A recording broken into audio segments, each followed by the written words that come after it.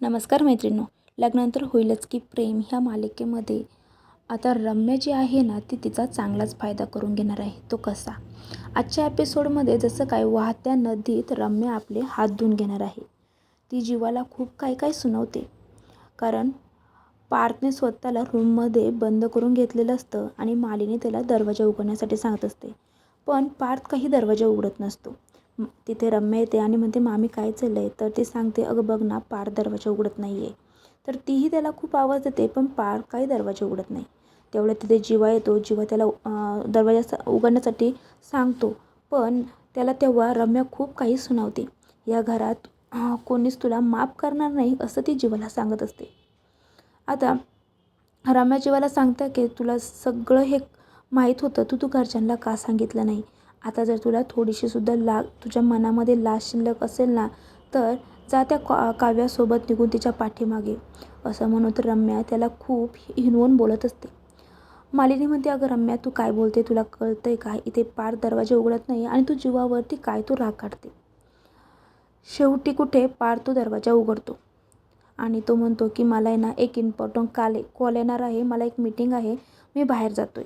आणि म्हणतो, आई तू माझी अजिबात काळजी करू नको, मी कोणतंही एडवाकडं पाऊल उचलणार नाही आणि प्लीज मला कोणीही मीटिंगमध्ये डिस्टर्ब करू नका. असं म्हणून पार्थ तिथून निघून जातो. रम्या ही ऑफिसचं काम आहे या निमित्ताने पार्थसोबत घराबाहेर पडते.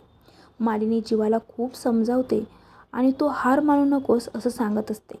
तेवढ्यात अचानक जीवाचा जे हातातील वॉच असतं ते वाजतं. तर जीवा म्हणतो मालिनीला की नंदिनीला माझी आठवण येते.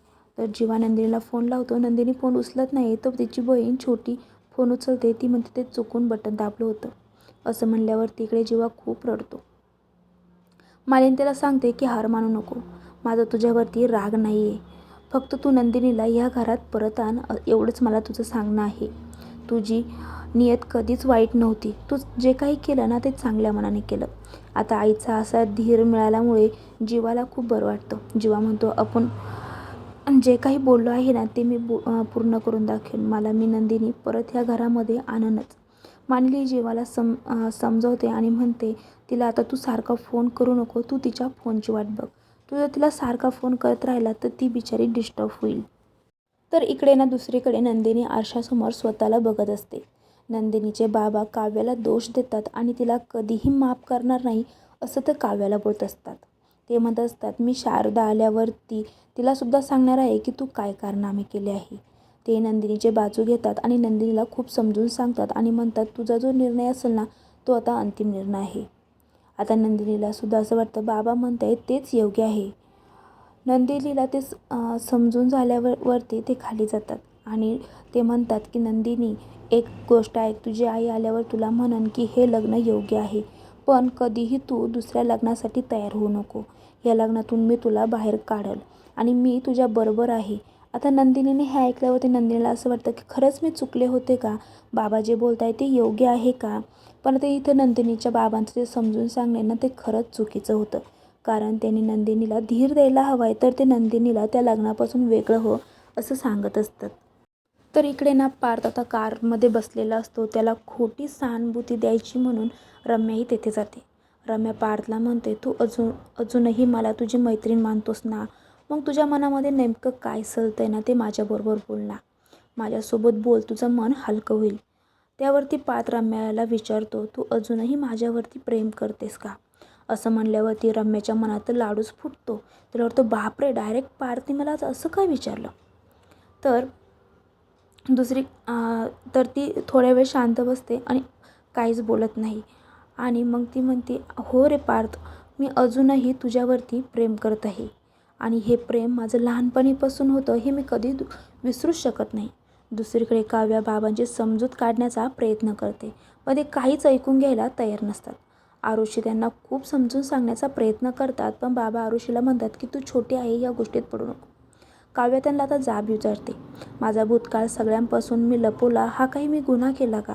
जर बाबा मी माझा भूतकाळ जर सर्वांना सांगितला असता तर आपल्या दोन्ही घरांमध्ये किती वाद झाले असते तुम्हाला माहिती का? आमचं चौघांचंही आयुष्य पुन्हा भरकटलं असतं. म्हणून मी माझा भूतकाळ कोणासमोर आणला नाही. हा काही माझा गुन्हा आहे का? ते म्हणतात तू काही बोलू नको, तू सर्वात मोठी चुकी केलेली आहेस. तर इकडे पार्थने प्रेमाबद्दल रम्याला विचारलं होतं म्हणून रम्या मस्त हवेतच उडालेली असते आणि ती म्हणते हो पार्थ, अजूनही माझं तुझ्यावरती प्रेम आहे. मी लहानपासून तुझ्यावरतीच प्रेम करत आले आहे. मात्र पार्थ लगेच तिला म्हणतो मला वाटलं तू नाही म्हणशील. मला जाणून घ्यायचं होतं तू माझी प्रेम विसरलंस की नाही. जर तू प्रेम विसरू शकत नाही खरं तर मी माझं प्रेम कसं विसरू. रम्या खरं प्रेम वगैरे असं काही नसतं, लगेच अशी पलटी बाजू मारते. मी आहे ना सोबत तू कशाला काळजी करतो. मी काव्याला विसरायला तुला मदत करेन असं आता ती पार्थला म्हणते. पार्थ त्यावर म्हणतो आधी स्वतःकडे बघ. अजूनही तू तू माझ्यावरचं प्रेम विसरू शकले नाही आणि काव्याचं अस्तित्व आताही मला जाणवतंय. आताही मी जरी घरात गेलो तर मला असं वाटतंय की काव्य माझ्या आसपास आहे. काव्याच्या आठवणी मला सतत येत राहतात. मी या आठवणींपासून पळ काढू शकत नाही. आता असं म्हणल्यावरती परत रम्याचा जो फुगला होता तो फटकन फुटून जातो आणि ती परत जाग्यावरती येऊन आदळून पडते. तर इकडे काव्याचे वडील काव्याला खूप काही बोलत असतात आणि ते म्हणतात तू आता एक शब्दही बोलू नको. तू माझ्यासाठी मेलीस आणि तो जीवासुद्धा. तुम्ही दोघांनाही माझ्यासमोर परत करीत उभे राहू नका. तेवढ्यात लगेच तिथे शारदा येते, म्हणजेच काव्याची आई. ती म्हणते काव्य तुमच्यासाठी मेली, मग मीही मेली. तर ती म्हणते तू असं काय बोलतीस. तर ती म्हणते हो, कारण काव्याने तिचं प्रेमाबद्दल मला पहिलंच सांगितलं होतं. काव्याचा पूर्ण भूतकाळ मला माहिती होता. मीच तिला सांगितलं की घरात कोणाला सांगू नकोस, कारण तू जर आता घरात सांगितलं तर तुमच्या चौघांचंही आयुष्य उद्ध्वस्त होईल. म्हणूनच काव्याने मी सांगितल्यामुळे हे घरामध्ये सांगितलेलं नाही आहे. तर लगेच काव्य आईच्या गळ्या पडून रडत असते. तेवढ्यात नंदिनी येते आणि म्हणते कोण आपलं आहे कोण परकं आहे मला कळतच नाही आहे. तर लगेच शारदा म्हणते बाळा तसं नाही आहे गं. तुझं पहिल्यांदा लग्न मोडं होतं आणि दुसऱ्यांदा तुझं लग्न मोडू नये म्हणून सर्व आम्ही हे केलेलं आहे. तर इकडे वसुधा आणि रम्याच्या प्लॅननुसार दुसऱ्या दिवशी सकाळीच रम्याच्या घरी काही बायका येतात आणि त्या तिच्या तोंडाला काळं फासण्याचा प्रयत्न करतात. पण ते काळं फासायच्या आतच तिथे नंदिनी येते आणि त्या बायकांना अडवते. आता नंदिनी काव्याला माफ करेल का नाही हे सर्व जाणून घेण्यासाठी आत्ताच आपल्या मनोरंजन मराठी या चॅनलला सबस्क्राईब करा, व्हिडिओ लाईक करा. थँक्यू.